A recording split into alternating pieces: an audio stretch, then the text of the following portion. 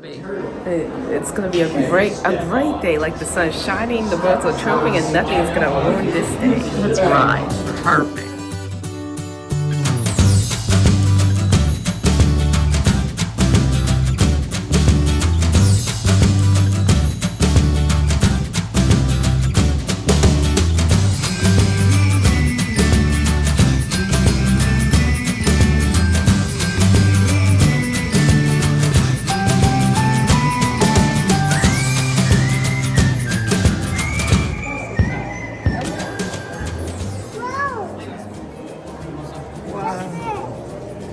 What do you think, Justin?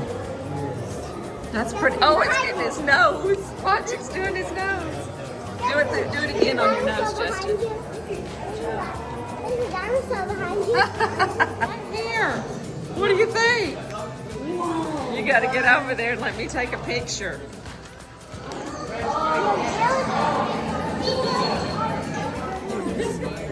She wants to try to have courage. Go ahead. See?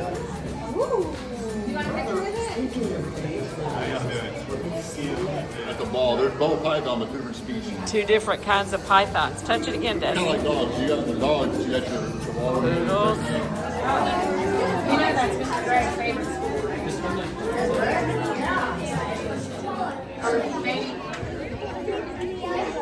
She can't hold it down.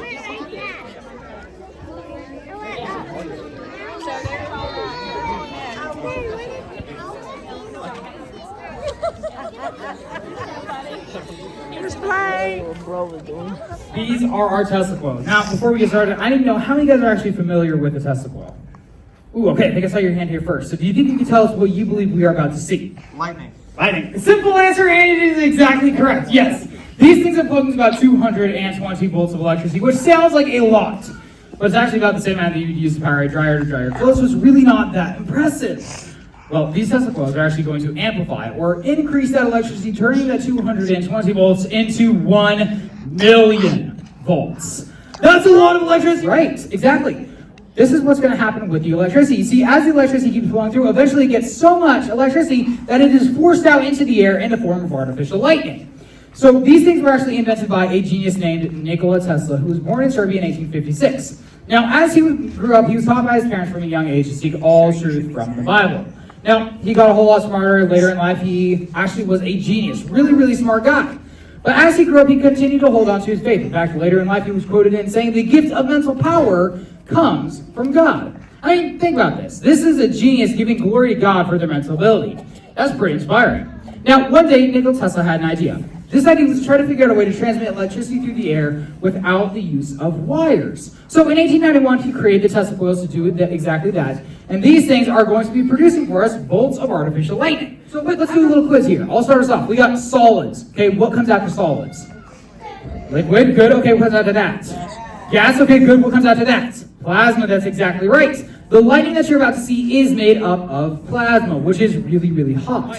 You're also going to hear some thunder, but what if I told you that the thunder you're about to hear sounds like music? Wait, what? How is that possible? I mean, think about it. We've all heard thunderstorms before, and when was the last time that you ever heard a thunderstorm play the Bluey theme song? Here we go.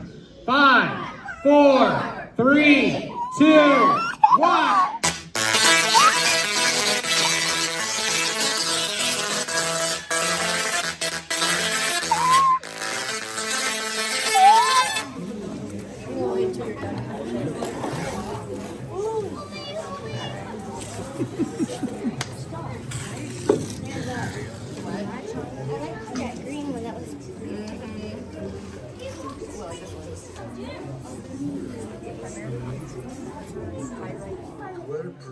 Don't get next to what, Glenn? You're not supposed to get past those red bars right there.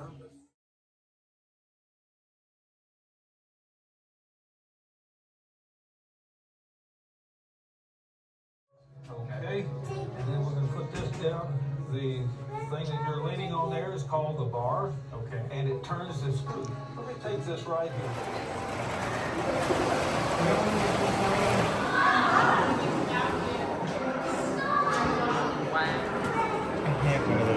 You do? One of these? It's not as big as that chunk, but I have one. Hi, Destiny. Micah, Thea, Raina, Bryson.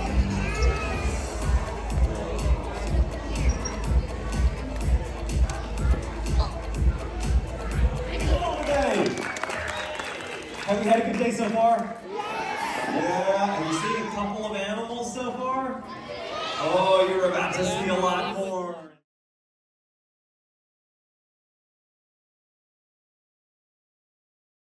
All right, so I'm David Reeves. When I was about 8 years old, I started collecting fossils in my backyard here in Middle Tennessee. But you know what? I could have never guessed that one day it would turn into the largest science museum in all of Tennessee. Over 100,000 square feet with a planetarium that ranks top 10 in the entire world. But you know, I've always been really passionate about animals as well. When I was about 23 years old, I hosted and narrated a documentary about hummingbirds, and it was really the first. It went on to win a bunch of awards, and I was just so amazed at these little tiny birds and about the design of those birds, because they're the smallest birds on planet Earth, the smallest warm-blooded creatures, but they can fly 34 miles per hour, they can fly forwards and backwards and side to side, and at birth they weigh less than a Post-it note put in the palm of your hand, with a heart that is racing 1,200 beats per minute. There is a little mechanism, kind of like a bear has, like hibernation, but it slows a hummingbird's heart from 1,200 beats per minute at daytime to 35 beats per minute at night. Hummingbird, and it shows the amazing design of those beautiful little birds, the smallest bird on earth. Without further ado, let's give a big round of applause to John May and his family at Ark Adventures.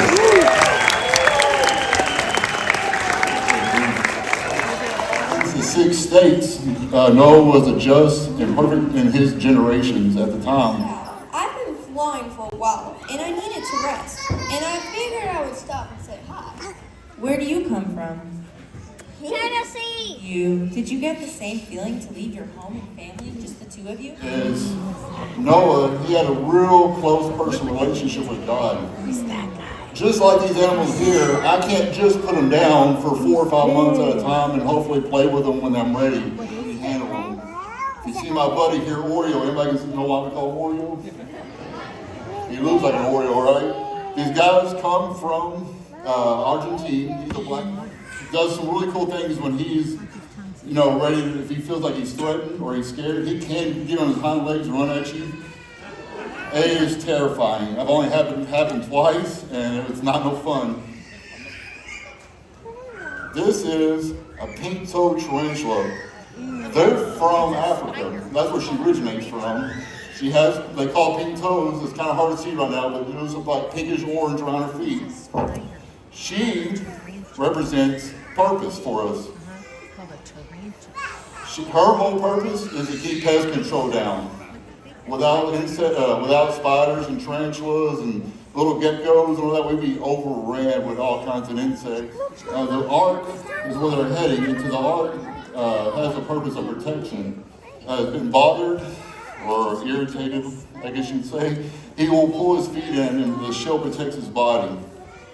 Just like the ark protected Noah, was there to protect Noah and all the animals in Noah's family. The shell protects him, just like God protects us. The next thing that we represent today is the promise from God that He would never flood the whole earth again. The rainbow represented, like I said, God's promise to never flood the earth again.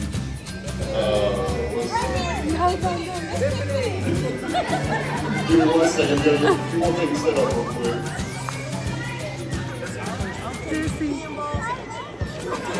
Ben and Micah want to.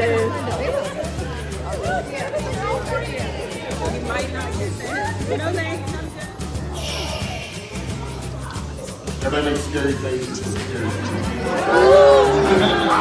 No.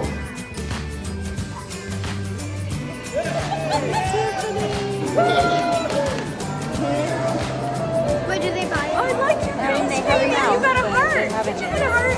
I love it. I got bit by can get aggressive, but we handle them every day.